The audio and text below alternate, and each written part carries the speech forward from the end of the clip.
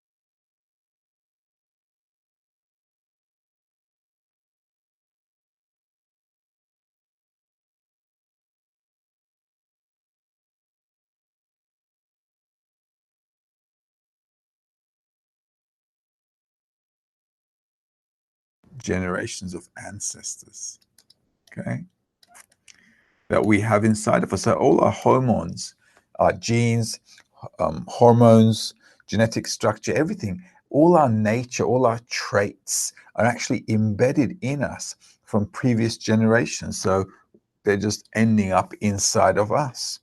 And also, what are we? We're a desire to receive pleasure. So we are a desire machine working on traits we got from our ancestors, right? And then we were raised in an environment, so the environment was influencing us. For example, if we were raised in, I don't know, in a specific country, okay, so let's say you were born in Europe, you'd have a specific culture. If you were born in South America, you'd have a specific culture. If you were, I don't know, Turkish, Chinese, Russian, you'd have a specific culture. So what happens is we got all our traits from our ancestral heritage, or from our parents, grandparents, their parents, and so on. And then we were created as a desire to receive pleasure. So those traits and the desire to receive pleasure come together. And also we're raised in an environment called, you know, our culture, our nation. And from there we get education and our habits, okay, all our cultural behavior. So at the end of the day, once we're born with pretty much all of these things,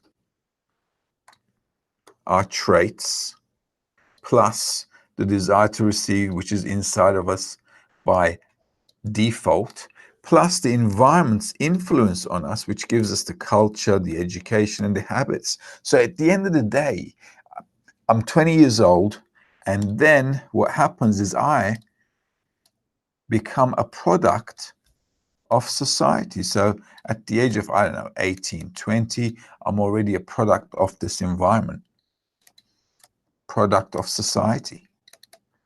Now, all my traits were from my ancestors.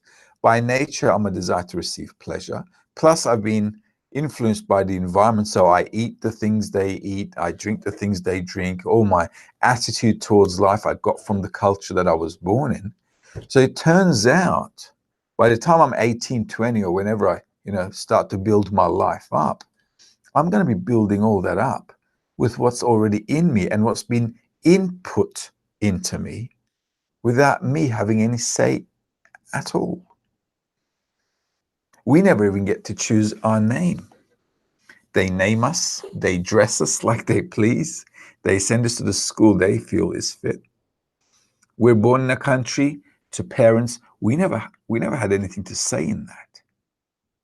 Nobody asked us if we wanted to be, I don't know, Japanese or Australian or, I don't know, African or whatever. Nobody asked us. We were just born. Born to a family, born in a country, born in a culture, born with certain traits from our ancestral heritage, our genes, our hormones, whatever. Plus, by human nature, we're an egoistic desire to receive pleasure.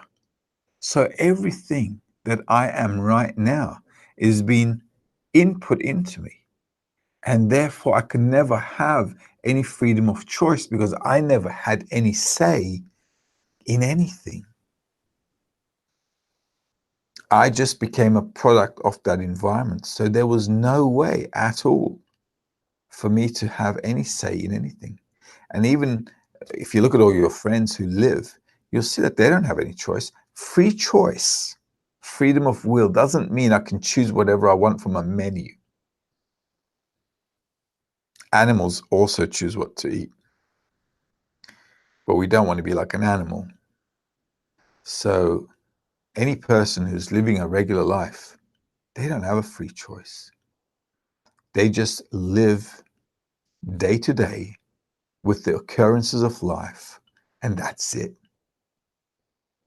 And then people end up dying, obviously. They're born, they live, they die. That's it. Cats, dogs, plants, same thing. Everything has a life cycle.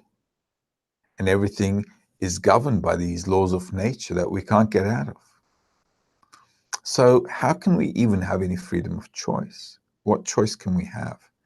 If all my personality and character are already embedded in me, if I'm by default a desire to receive, can't change that either. I'm always going to strive to be happy, and I'm always going to run away from things that give me suffering or that make me feel bad. That's not really a choice. That's just a software in me running. And it's this software we need to be aware of, because this software is running us. All our decisions, all our calculations are based on this software where we are governed by pain or pleasure. So if we don't figure out how to work between these two things, we're never going to have any free choice. So this lesson, we're going to touch on free choice. So it's very important for you to understand that a person can only have free choice in between two exact opposite states. This is why freedom of choice can only occur and can only be in a person who has a corporeal existence, plus inside of that person exists what we call the spark in the heart or the dot in the heart. Accordingly, any person who wants to advance, who wants to feel a free choice, must feel the dilemma between his body or her body, in other words, the desire to receive. When I'm talking about the body, I'm not really talking about this meat and bones. Okay, desire to receive pleasure. This is called a body, actually. Our desires are called a body. Okay, so I'm either going to be in this mode or I'm going to run after my dot in the heart, which is asking the question, what's the meaning of my life? So I have an aspiration for spirituality, to find the meaning of life. Aspiration for spirituality. Okay. I'm either going to be there or there. Now, this is also not from me.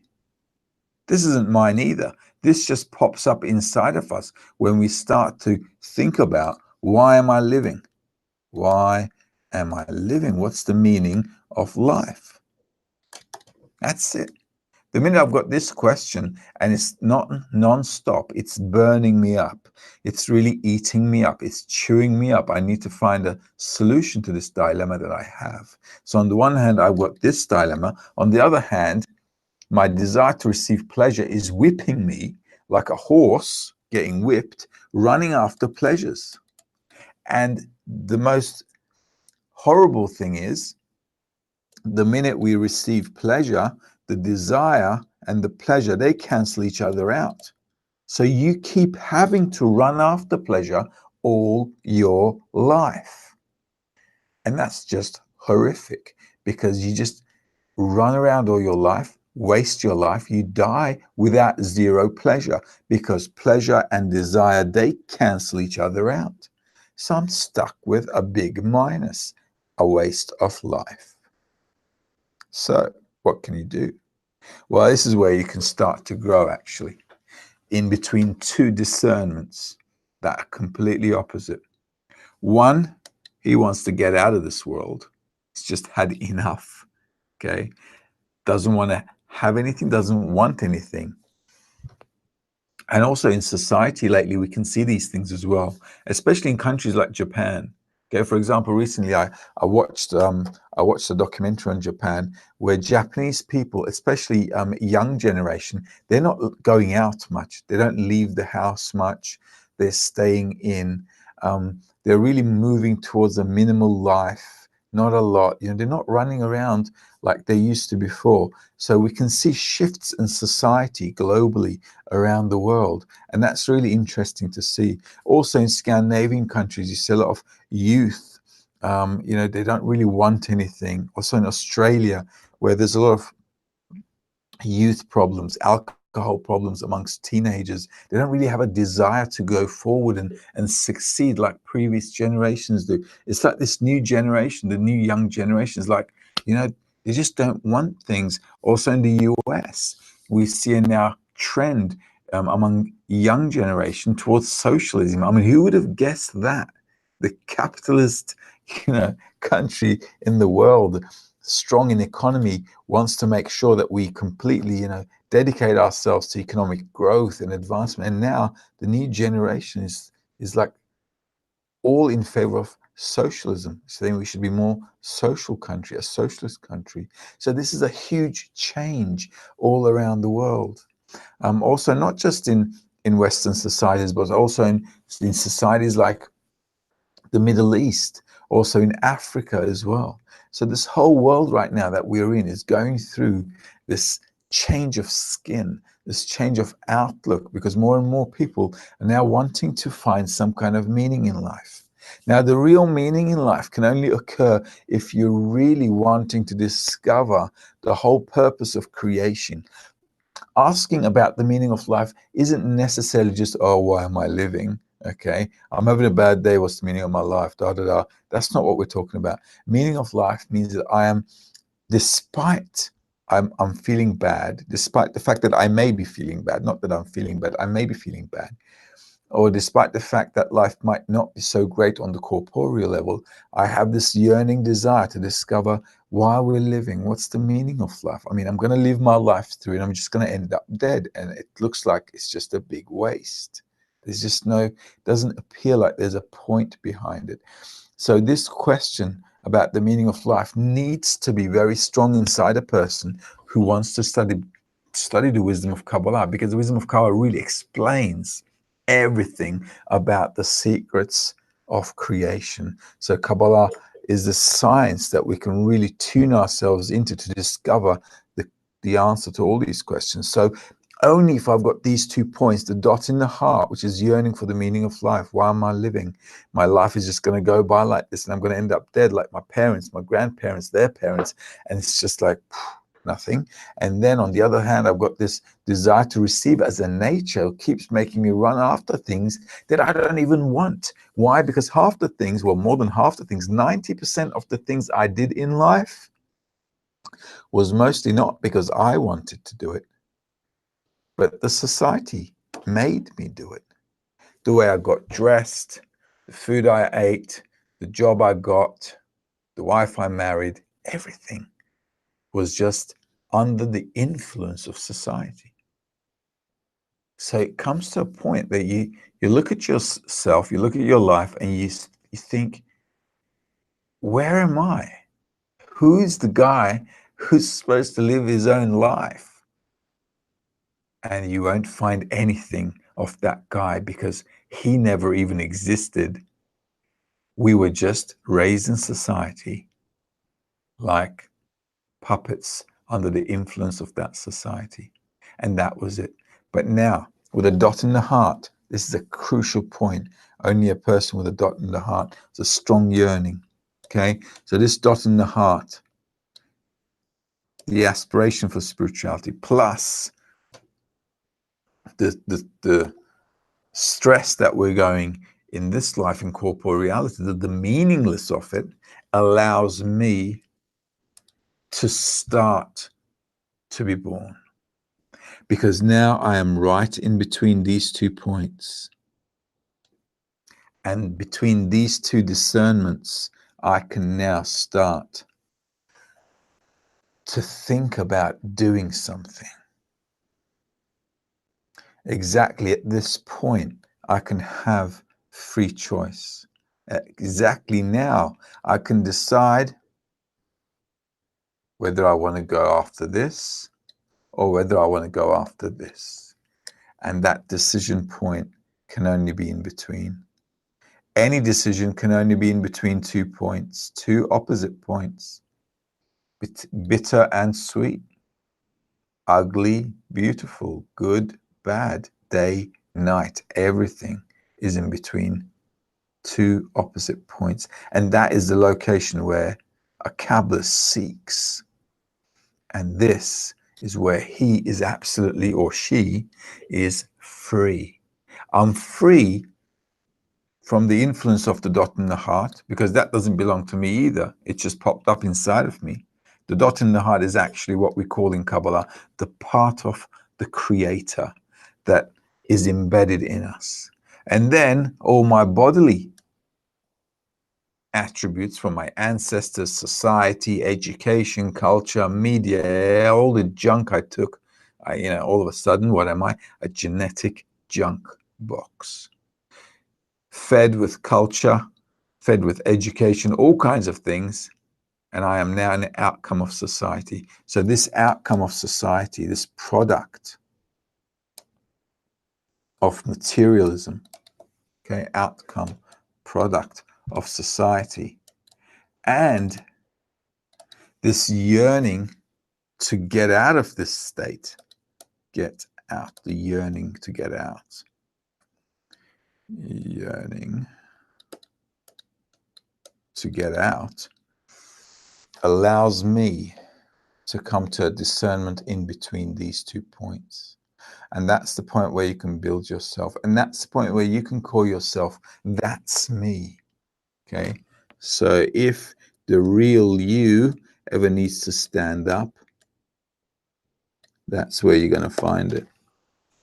So let's take a look at this lesson and let's see how we can build that freedom. Before we go on to building that freedom, we first have to understand what we're made of, how we are made, what human nature really is. Not just human nature, but also the whole of reality. And that is crucial for us to understand if we ever want to know why we do the things we do and why people do the things they do. Sometimes you look at people and think, why would you do that? Why would he or she do something like that? Well, it's because we're just not understanding how human nature works. We don't understand how nature works. So we can't really fathom, understand, and really comprehend what's going on towards us and what's going on between people and what's going on in this world. So let's take a look at our 10th lesson and start looking at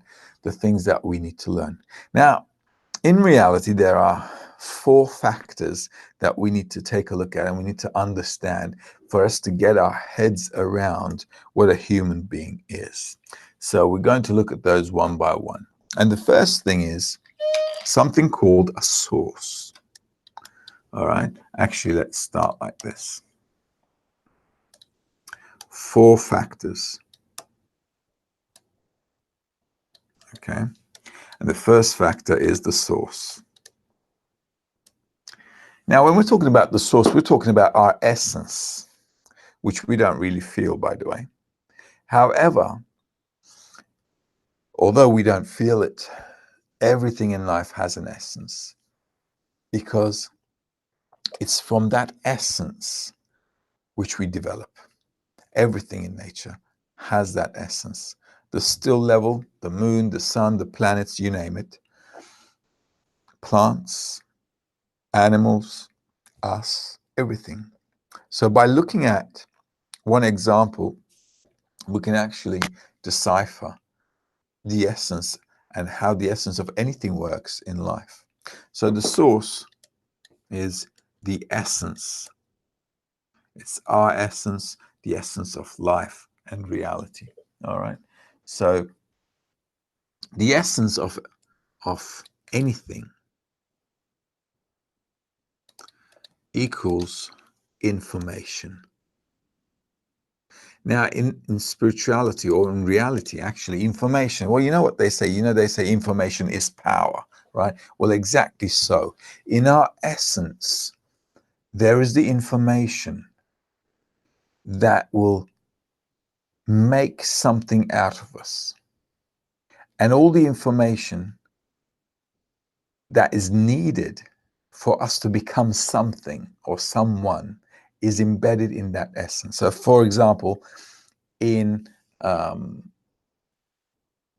grain of wheat, okay, all the information about that wheat is in that single particle, that single grain of wheat. From that wheat, you can't get barley, you can't get wheat, you can't get apples. It's got to be wheat. And in that little seed, all the information is present for it to grow, for it to multiply, and for it to continue its generation. So the essence of anything is that beginning point of information that contains everything. And same with us too. We all come from what? A drop of sperm. That's it. All the information from our ancestors come in that little drop. And that little drop carries our essence. And inside it, it carries all the information that is needed to make us as adults. Everything is in there. So is with the seed, so is with an animal, so is with the whole of reality. From the essence of any particle, we can say that the foundation and the development is the same for everything in creation. So this understanding of the source is very important. So just like a seed, we're also a seed. We come from our parents, our father and our mother. One drop from our father, one from our mother, and together they make that embryo inside that womb. And that embryo contains everything that we could and we shall be. Pretty much our destiny. It's written out. It's interesting to know that, because once you also realize that you have all these traits from your ancestors, that all your personality, character, everything you can do, your inclinations, once you understand that this is all coming from a preset software, a preset, equation, then you begin to understand, well, What's my role in all this? And then as you study the wisdom of Kabbalah, you understand that as a regular person, you have absolutely no role, because there's really nothing of you in reality. This is why the dot in the heart is very important, because now we're going to talk about the essence of spirituality as well, just like the essence of our corporeal life. So this source is very important. It is the essence of everything. It is the seed, and it carries that information. From that information, our potential is already planned, programmed, and will eventuate under the right conditions. So what are those right conditions? Well, we did mention a minute ago that the environment that we grew up in turned us into a product of that environment. Okay, this is something marketing people know well. Why? Because you're constantly feeding us with advertising, and advertising and media is an environment that's influencing us to want the things that we really wouldn't really care about. So we become a product of the environment. The phone we choose to buy, the influence of the environment, the influence of my friends. What do they have? What's popular? All these things are all an influence on us. So that source that initially we're born with is always influenced by environment. So the source is very important to know, first of all, because we are now, just like we had no choice in our corporeal surroundings. We had no choice about selecting our parents, our country, our environment, and nothing. No choice at all. And we just were born, and we grew up, and then we died. That's it. So the source is very important, because we need to understand that there we've got no choice. Nothing. Okay? So that's the first thing to know. The second thing is the source's development. So once we have, you know what, let's draw it here as well. So what did we have? We have here a seed, right? Let's make a seed here. Let's say it's a seed of wheat. Okay, it's a grain of wheat or something of that nature. Okay, so we put it in the ground, and this seed has all the information inside it to become what it's supposed to become. That's it. Same with us. And then we've got the source's development. Now, how does the source develop? Source's development.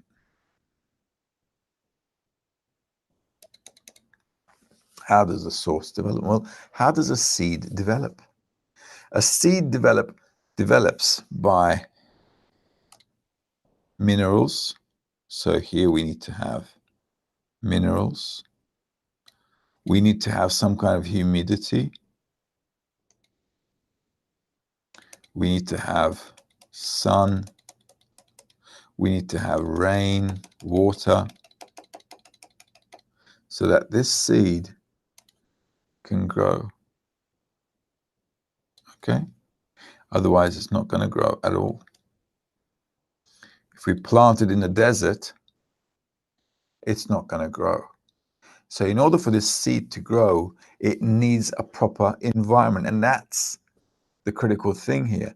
Sources development depends on the environment, because I could be the greatest essence of anything, but if I'm not in the right environment, it could be the best fruit seed on the planet, but you plant me in the middle of the Sahara Desert. Am I going to grow? No way. So that's very important to understand, that the source's development is dependent on its influence by the environment. So the environment is critical for this seed. Okay, environment is very critical for this to grow. So we need the minerals in the soil. We need the water. We need the sun. We need someone actually taking care of the plant, because there are going to be weeds around. So if I'm a farmer, I can't just let things grow.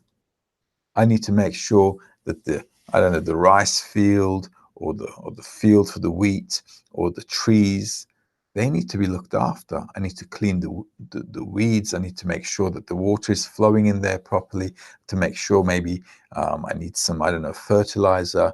All these kind of things I have to take into consideration. So we even need a caretaker. Let's put that in the environment as well. A caretaker. All right, such as a farmer. There you go. So all these factors are very important, and they influences the source's development. So these are very important things to know. Okay. Now, what else do we have? So the source's development, although it's influenced by the environment, we have to also understand, what do we have? We have a software. Okay. The source's development, actually, let's make this the environment. Okay. And let's talk about this first. The software, just like we've got our software. Now, a minute ago, I said from a wheat, only wheat will grow. No corn, no barley, no apples, right? So the software is already embedded in the essence, which already has in it the chain of development. And that's already all in this seed. That information is already in there. Okay, critical information. Then we've got environment. Now, environment here, oops, let's actually make that black as well. Okay. Now, the environment here is simply factors that influence my growth. Just like here we said, the humidity, the minerals, the sun, the rain, okay, rain, all these kind of things. Environment means factors affecting my growth, factors that influence my development.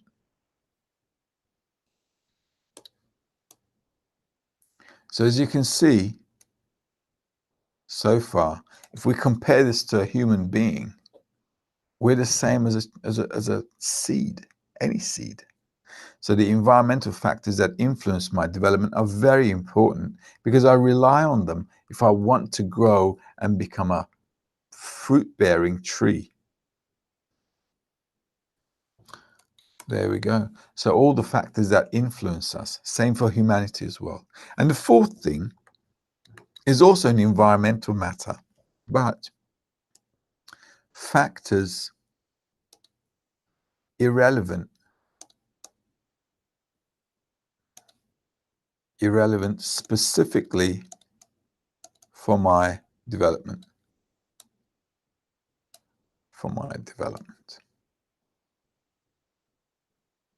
For example, okay, this stalk of wheat can be run over by a truck.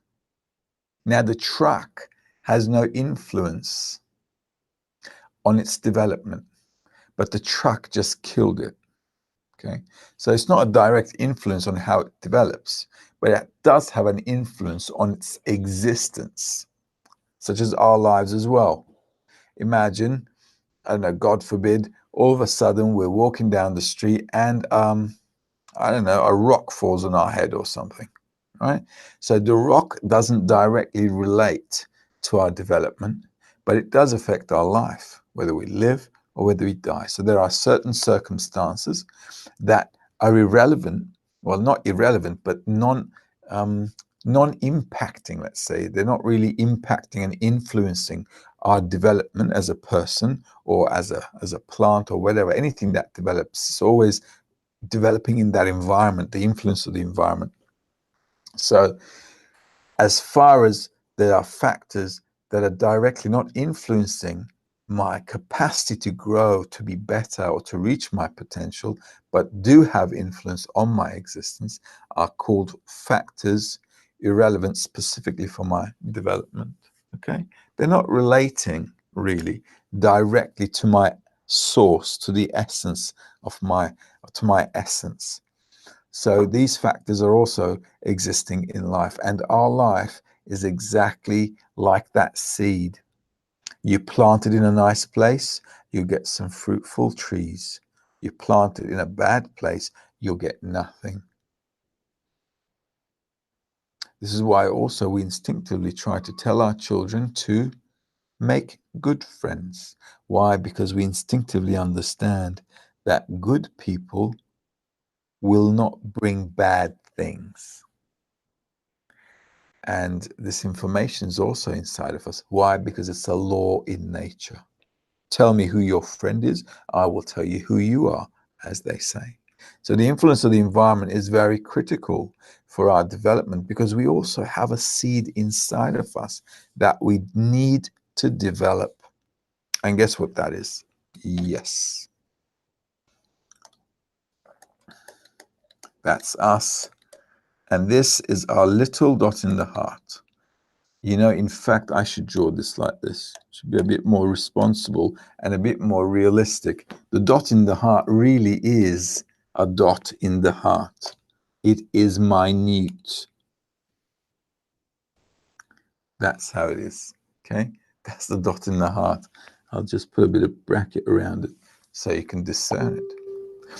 This doesn't belong to us at all. Although we live in this body, I had nothing to do with it. It's just a product of the environment. The dot in the heart is also a part of the Creator, which is inside of us, which is yearning to get back to its source, which is the Creator. And I am at odds in between these two. Now I can make a choice. Why? Well, where is choice? Just like we plant a seed in a good environment, choice is also putting ourselves in a good environment. So it all depends on what I want. What do I want? If I want to get spiritual, then I want to put myself into a spiritual environment. A spiritual environment. If I want corporeal pleasures, if I want, I know, family, food, sex, money, honor, knowledge, all the worldly, corporeal pleasures. Okay, let's call it worldly pleasures. Let's make it red, shall we? Let's make it a different. There we go. Worldly pleasures.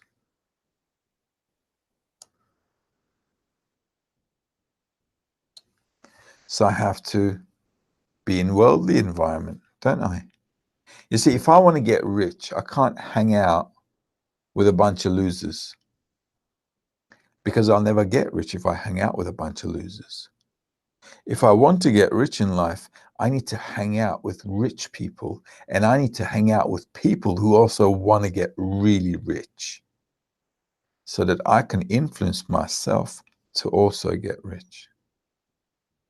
That's critical, because the environment will influence me. If I'm around lazy people, then I'll end up being lazy. If I want to get rich, I need to be around people who also have a big drive to get rich. If I want to be a good athlete, I have to hang out with the best athletes in my profession. If I'm a soccer player, I've got to be with the best, because in that environment specifically, I can develop and become really good. If I want to be a scientist, I don't want to hang out with football players if I want to be a scientist. Why? Because, well, I'll end up being dumb like them. A scientist wants to discover the world. Those guys want to run after a ball. So what you got to do, if you want to be a scientist, if you want to have knowledge and the power of knowledge, you got to hang out with the best scientists on the planet. You got to go to the best universities, hang out with the best academics. You got to read the articles and the books that the scientists, really top guys, wrote about, so you can suck everything in, get everything, and start researching and doing more and more and becoming the best at that. You have to surround yourself with influences that will drive you, push you, motivate you, inspire you, give you a desire to get to that outcome. Because we are a desire to receive pleasure, and we will only do things if that desire is big and alive and it's yearning. And the only way to keep it alive, burning and yearning, is to add to your initial desire a bigger influence from others which are like-minded and want the same things as you do. This is why environment is the only place where you can make a choice between spirituality and corporeality. So as far as corporeality, I mean, we don't have a lot of desires.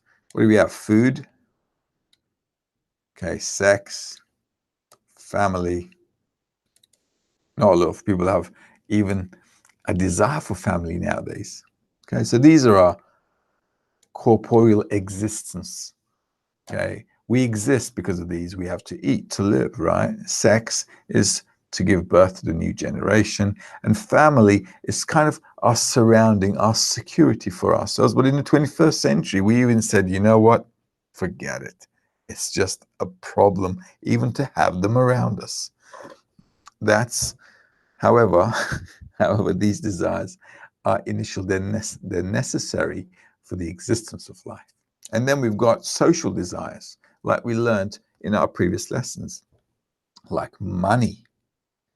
Okay, if we were living isolated in some tropical island, we wouldn't really have a drive to get rich, because I know what to eat, and my diet is what's on the island, and I probably have a nice little cave or a hut. Okay, and I'm probably by the beach every day, trying to get a nice tan, relaxing, and I'm only going to be eating when I'm hungry. Just a very basic, simple life. I'm not going to be really yearning to get rich and do all kinds of crazy things to earn money, simply because I don't know about it. I don't have a desire for it. So social desires means that the society is showing me things, and because they show me things, I want what they show me. And if I hadn't seen it, who cares? I would never have wanted it. But now that I see what others have, I also want what they have. So we have a drive for money, power, and knowledge. And these are social desires. These are desires we get from the environment. And the food, family, sex, these are desires we get because it's in the animate level. It's even in the plants and the still level as well. Okay, plants also mate, animals also mate. This is how they reproduce the next generation. Same with us as well. Our actually corporeal existence is called the life of an animal. Because at the end of the day, just like an animal is born, lives and dies, we are born, we live and we die. So we could actually call this the beast. Well, let's make it a little interesting lesson and give it a nice name. Okay, the beast. Or it can be called the animal. Sometimes Kabbalists like to call it the donkey. All right, which is our desire to receive pleasure, roaming around the planet, wanting to get fulfilled with all kinds of desires such as these. And then it just, what happens to it? Well, at the end of the day, it goes to a place called the cemetery where it can rest in peace. There you go. That is the end of it all. And that's the story of this animal. Okay. So if we have a dot in the heart, however, there's a different story. Now we want to yearn to attain something beyond this world. And that desire to go beyond this world is called attaining the attributes of the Creator. Or you can call them Allah, God, Elohim, light, creator, one force, the upper force, doesn't really matter. In reality, there is just one force. And spirituality is to connect with that force. And to connect with that force is exactly what builds us. So from that initial trigger called the dot in the heart, which is just an inclination for spirituality, we begin to develop, grow, and build ourselves to become a spiritual entity while living in this life. Contrary to religions, we have to do everything while we're living in this life. And I've got some good news for you. After you die, nothing happens. Okay? So you shouldn't wait for anything to happen when you die. Everything must happen while you live right here. I know it's a bit depressing, but what can you do? We've got a job to do here. And the whole purpose of this reality, the existence behind the reason behind the existence of this reality was to actually achieve the highest level of consciousness from the lowest level of consciousness, which is our life here, is the same as the life of an animal or a donkey. So in between these two discernments, you can build something called man. Or if you're a woman, whoa, man. Okay, how's that? In short, the human level of existence is living here in similarity to the creator. Human means like the creator. There we go. Okay, so this is the creator, endlessness. And what we'd like to do is exist just like him. And to exist like him is called the state of human. So in spiritual books or in religious books, sometimes they call, when they mention human, man, and so forth, they're not talking about this meat and bone that we're living in. Because at the end of the day, this meat and bone, just like an animal, dies off. So a person needs to develop a higher level of consciousness that matches the consciousness of the creator. And that matching of consciousness allows us to exist in his reality rather than existing in an animate reality. And therefore, when our animate level dies off, because we exist in a higher level of consciousness, we do not die. How does that work? Well, that works like this. It's also in nature like this too. Now think about it. In nature, there's the still, vegetative, animate, and human levels. It's like a pyramid, isn't it? Okay, that's the pyramid we've got. That's the still level, vegetative, animate, speaking level. Okay, still, vegetative, animate, speaking. And here is the human level. Human, as in I just described,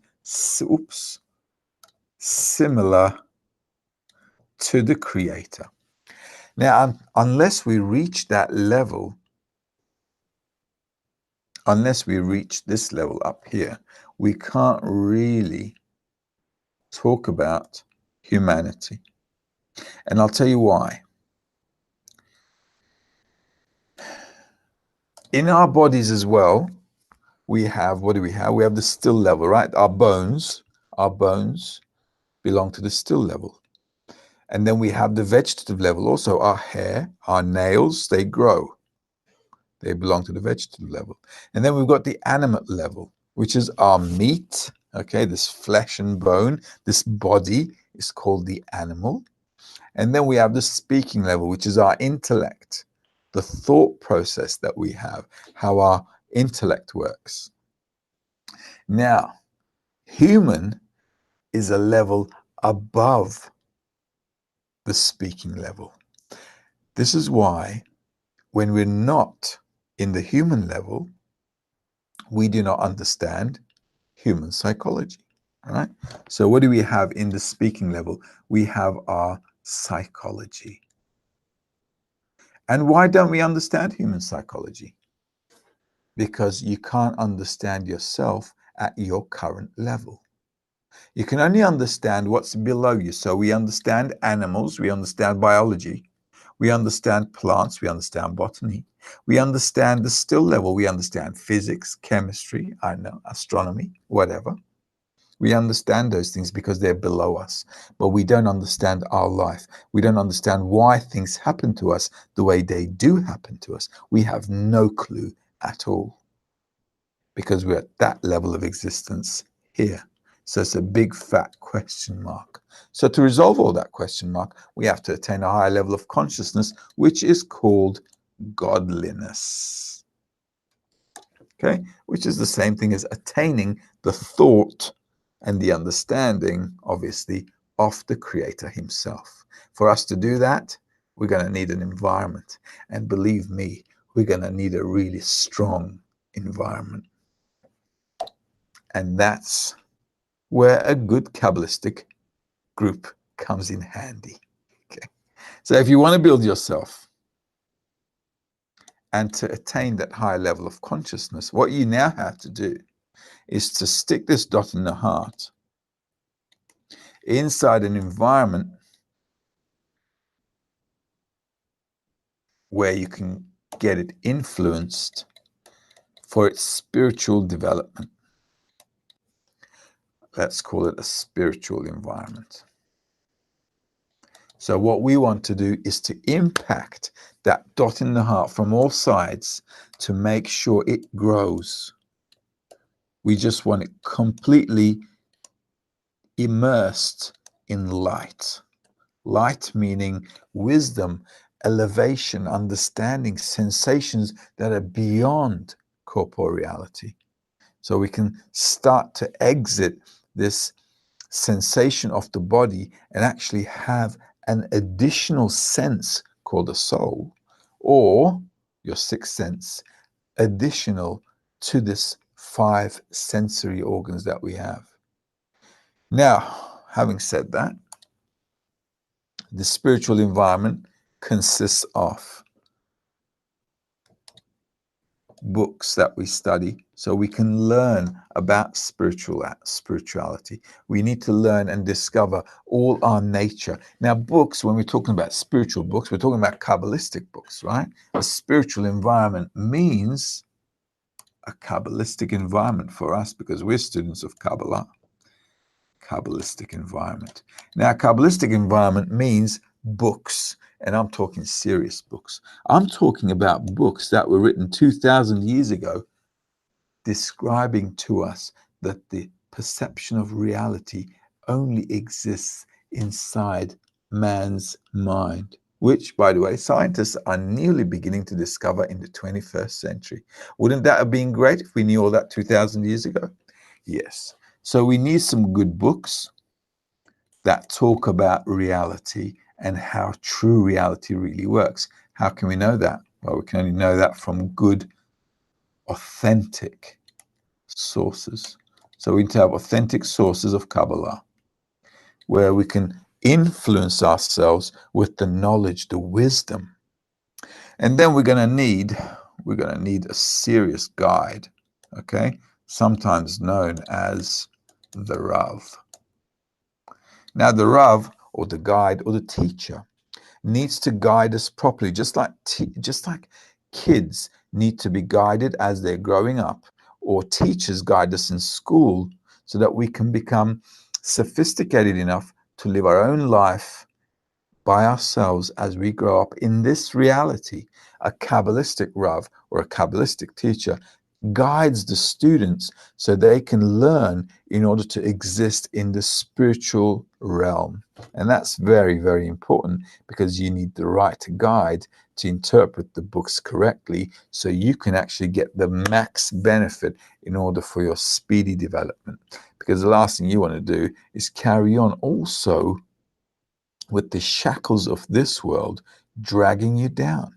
So good Rav, good books, and obviously the most other important thing is a good advice for everyone in the world is actually what? Good friends. Okay, you're going to need really good friends in this business. Good friends. And the beautiful thing is people who come to Kabbalah generally, if they if they're good and serious about the meaning of life, they're really fun people, and you get people from all walks of life, and it's really interesting to meet people from all around the world. I know, from Africa, from Japan, the Philippines, Russia, China, I don't know, Turkey, Iran, America, Europe, everywhere. You got friends everywhere, South America, they're all over the place, Australia, New Zealand even. All right, who would have thought in the land of the sheep you'd get someone spiritual? But they do pop up every now and then. Anyway, these people from all walks of life, they're just amazing when you meet them and you discover that what you've been through is actually so similar, and in fact, in most cases, so exact to what they've been through. It's like you guys have been living the same thing in different parts of the world. So it's a very, very interesting group of people. And when these specific people come together from all different backgrounds, something really amazing happens because they all have a dot in the heart. So good friends are necessary so that my dot in the heart has now company, has the company of other dots in the heart. And this is very, very important because spirituality is going to be attained in an environment that's influencing your dot in the heart, because that dot in the heart is only an inclination. And from that, we're going to make a soul. All right. I think we've got 2 questions. I am so sorry I got carried away. So good friends, the Rav, and the books. Before I go into those questions, what do I do with my normal life? What am I going to do? Just chuck it in the garbage? Of course not.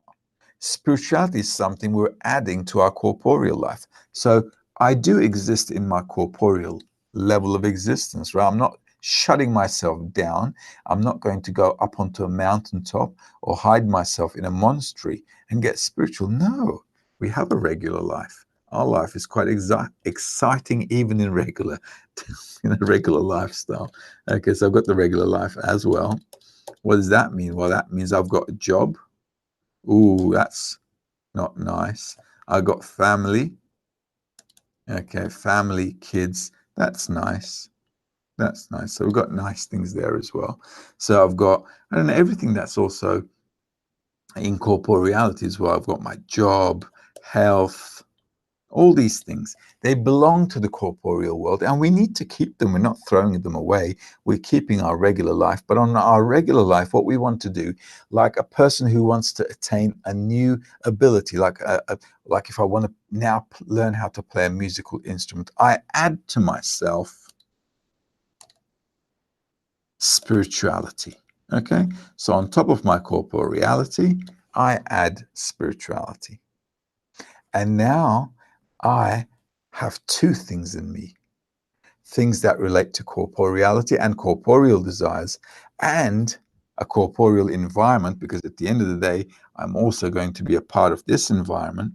So I've got this environment influencing my corporeality, and I've got this environment influencing my spirituality.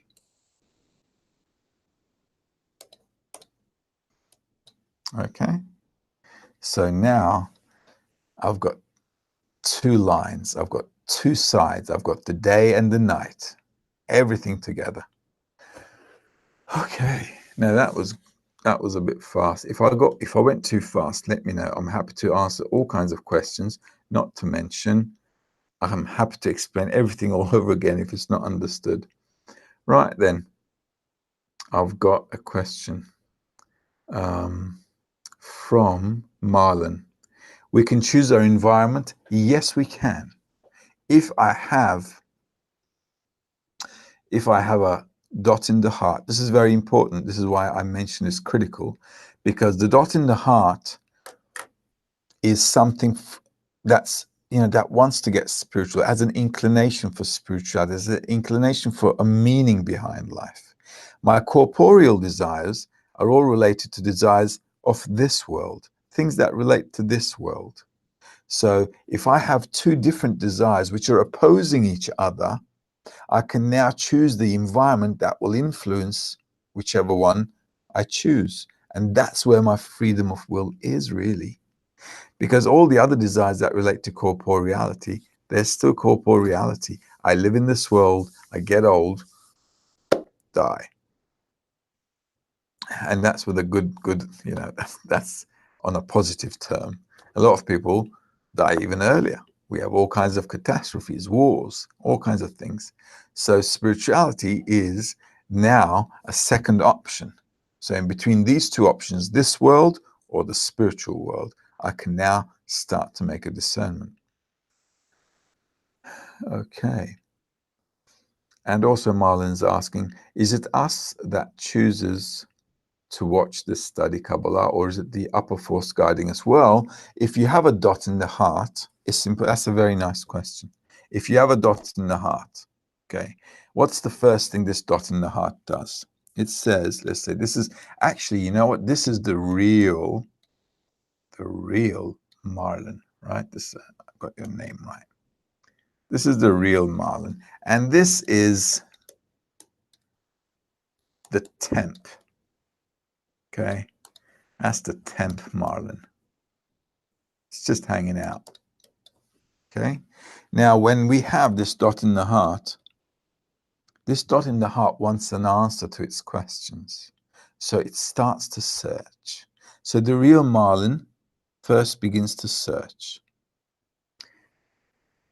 The real Marlon wants to go into things to find out. Maybe you went into all kinds of religions, all kinds of mystical things, meditations, I don't know, you name it, all kinds of things you thought were spiritual, and that would give you the answer to the meaning of Marlon's life. During that search, people also come across Kabbalah. And that's how it is. Beyond that, whether you want to study or not, that's a different question.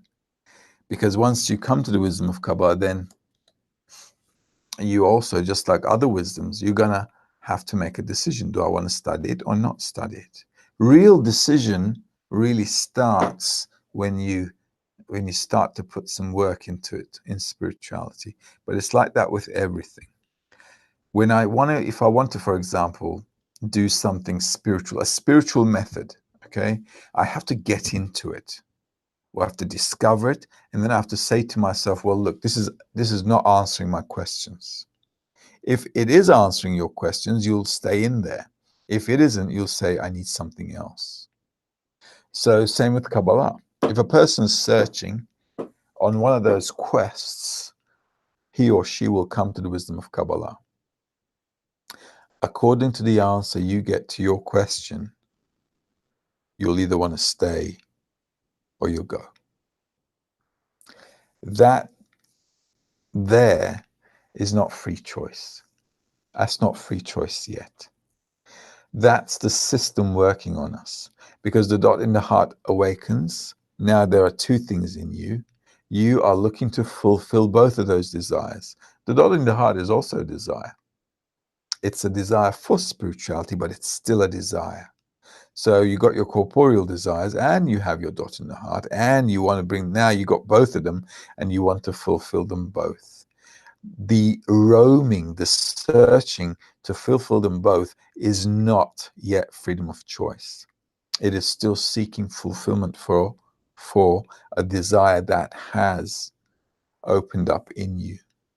When you begin to enter the wisdom of Kabbalah, and then you begin to go against your nature, against the grain, that's when you're going to start talking about freedom of choice in practice and in practical application.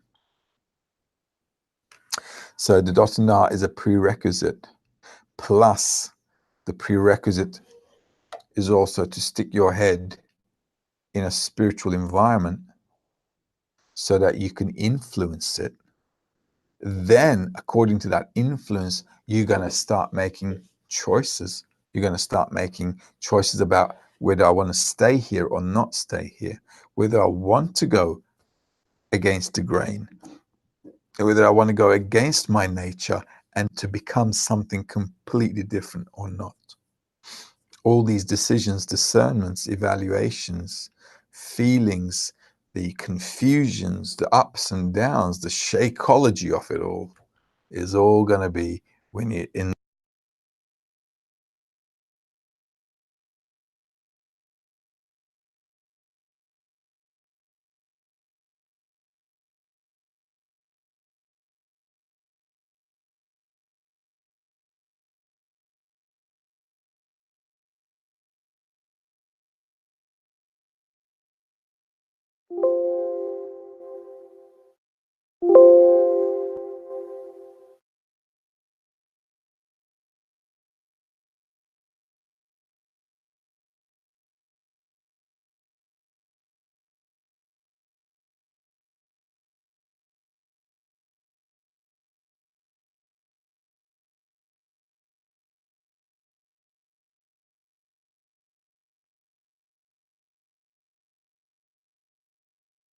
to us that the percent all around the world has the regular lifestyle. Okay, so I've got the regular life as well. What does that mean? Well, that means I've got a job. Ooh, that's not nice. I've got family. Okay, family, kids. My normal life. What am I going to is the temp. Okay, that's the temp, Marlon. It's just hanging out. Okay, now when we have this dot in the heart, this dot in the heart wants an answer to its questions. So it starts to search. So the real Marlon first begins to search. The real Marlon wants to go into things to find out. Maybe you went into all kinds of religions, all kinds of mystical things, meditations, I don't know, you name it, all kinds of things you thought were spiritual, and that would give you the answer to the meaning of Marlon's life. During that search, people also come across Kabbalah. And that's how it is. Beyond that, whether you want to study or not, that's a different question. Because once you come to the wisdom of Kabbalah, then you also, just like other wisdoms, you're going to have to make a decision. Do I want to study it or not study it? Real decision really starts when you start to put some work into it in spirituality. But it's like that with everything. When I want to, if I want to, for example, do something spiritual, a spiritual method, okay, I have to get into it. I have to discover it, and then I have to say to myself, well, look, this is not answering my questions. If it is answering your questions, you'll stay in there. If it isn't, you'll say, I need something else.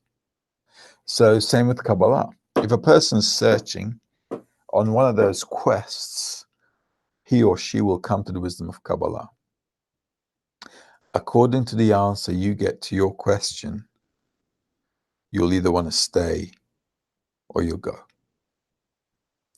That there is not free choice.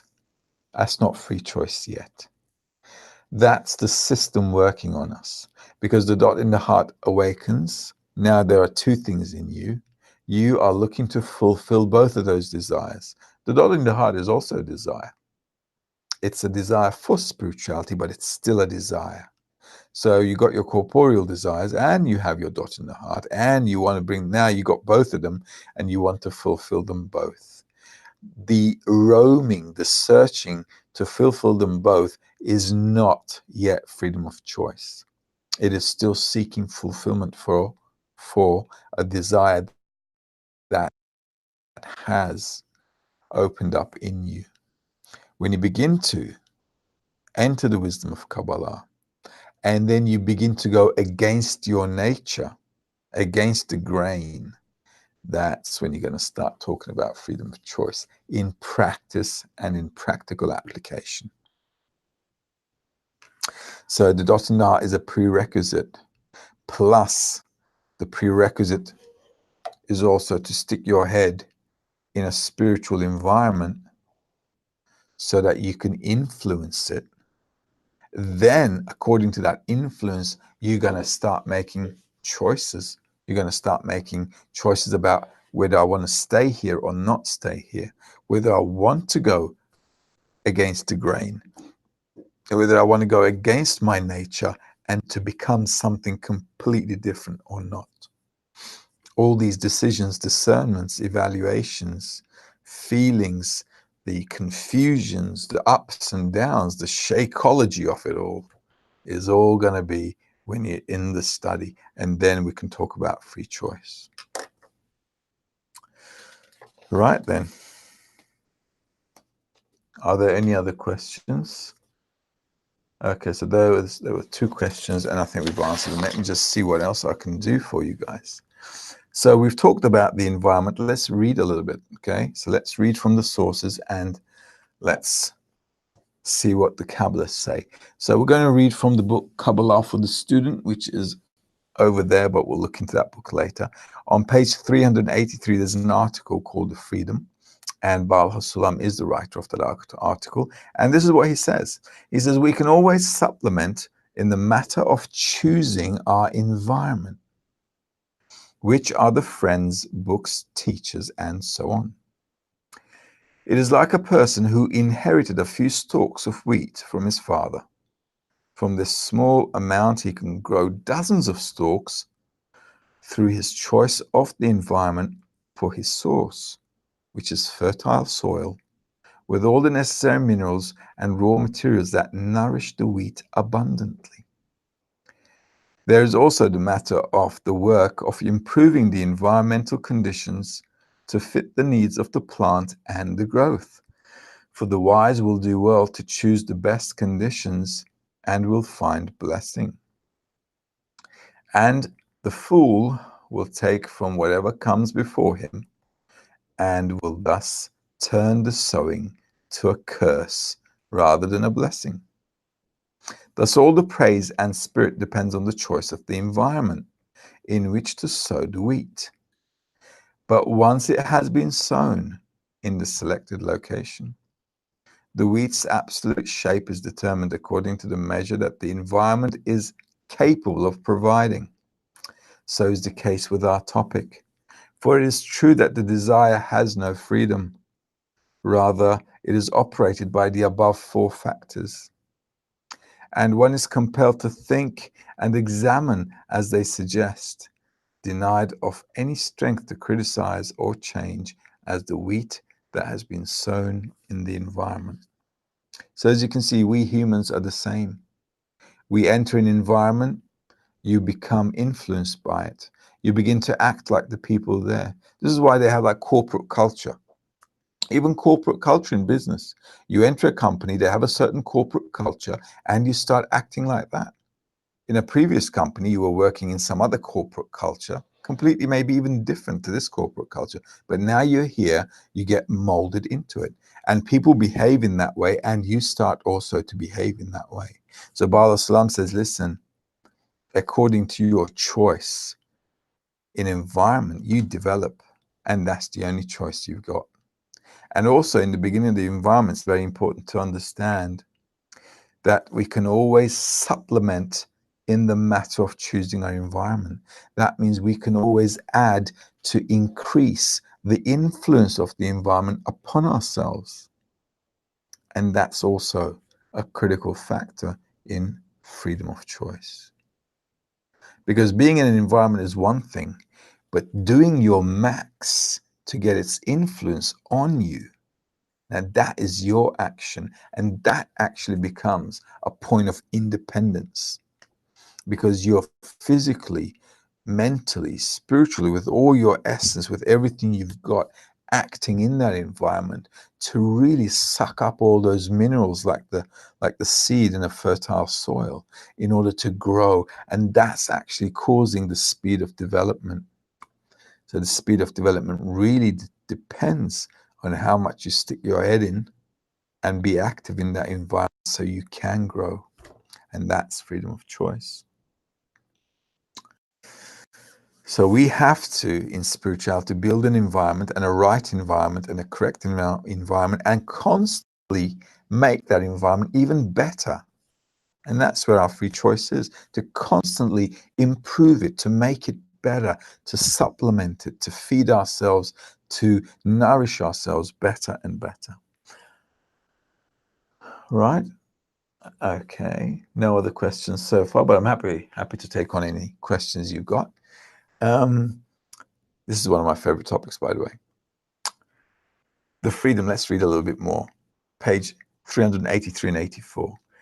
Therefore, let's take that from the beginning. There is freedom for the will to initially choose such an environment, such books and such guides that impart to him good concepts. So choosing the right books are critical, because if you choose the wrong books, look at what happens to humanity. All right? People get into all kinds of methods, religions. They go in there, they start reading some books, and they come out psycho. So choosing the right books is like critical. Okay. If one does not do that, but is willing to enter any environment that appears to him and read any book that falls into his hand, he's bound to fall into a bad environment or waste his time on worthless books, which are abundant and easier to come by. All right, so you go to a bookshop today, there are 4,500 religions on the planet. Imagine how many books there must be about all of those methods. So it's like a junkyard out there.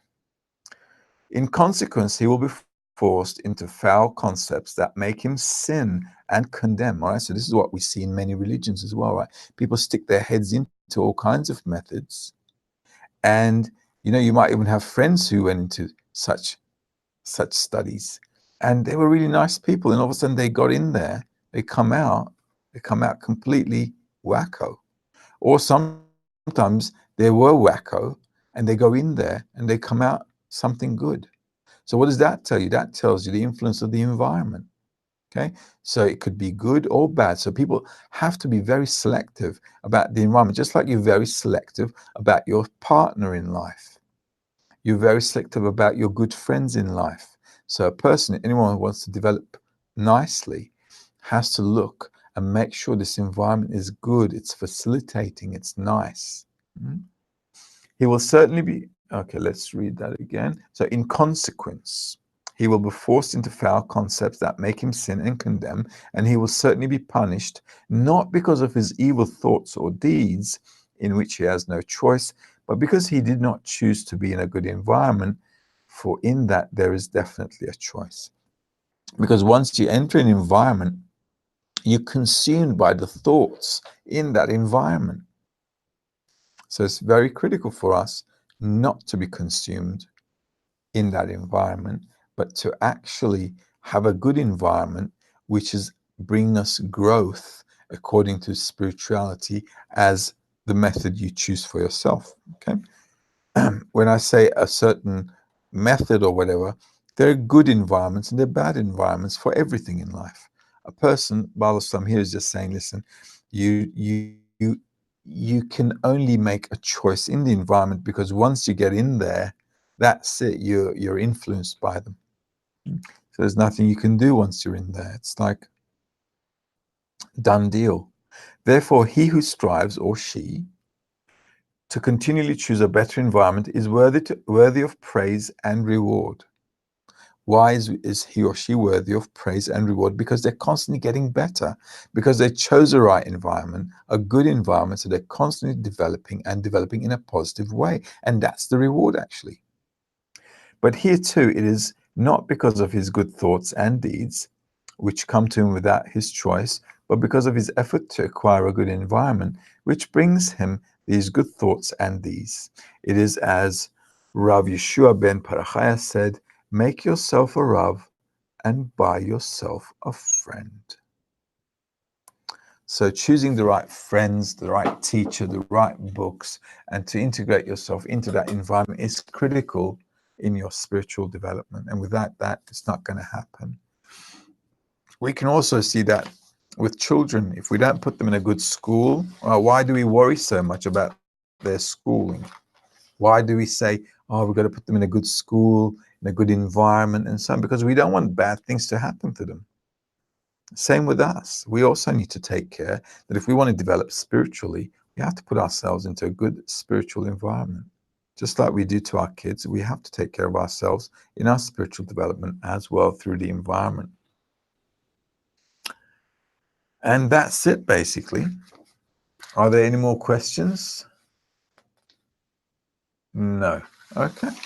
So at the end of the day, let's wrap it up. Okay, so let's wrap it up. At the end of the day, a person consists of two things in life: his worldly corporeal life. Okay, if you can show the board, please.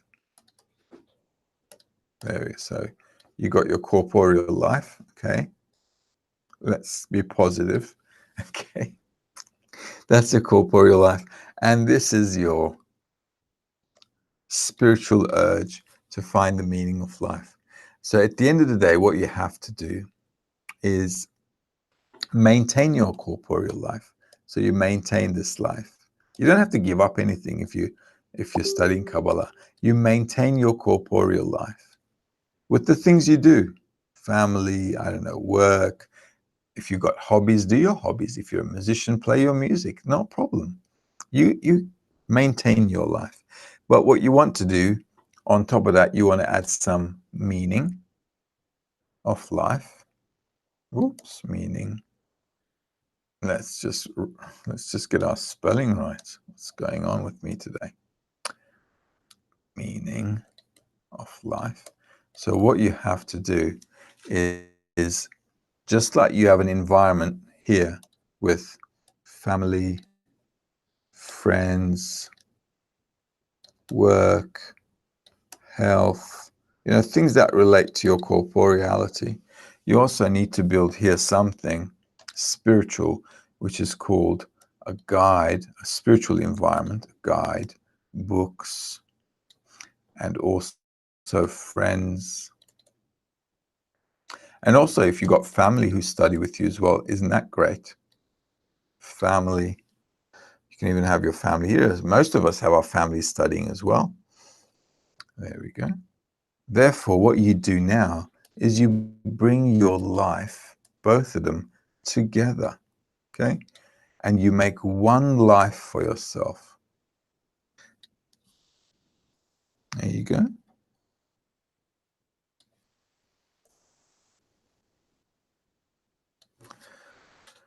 And that's it.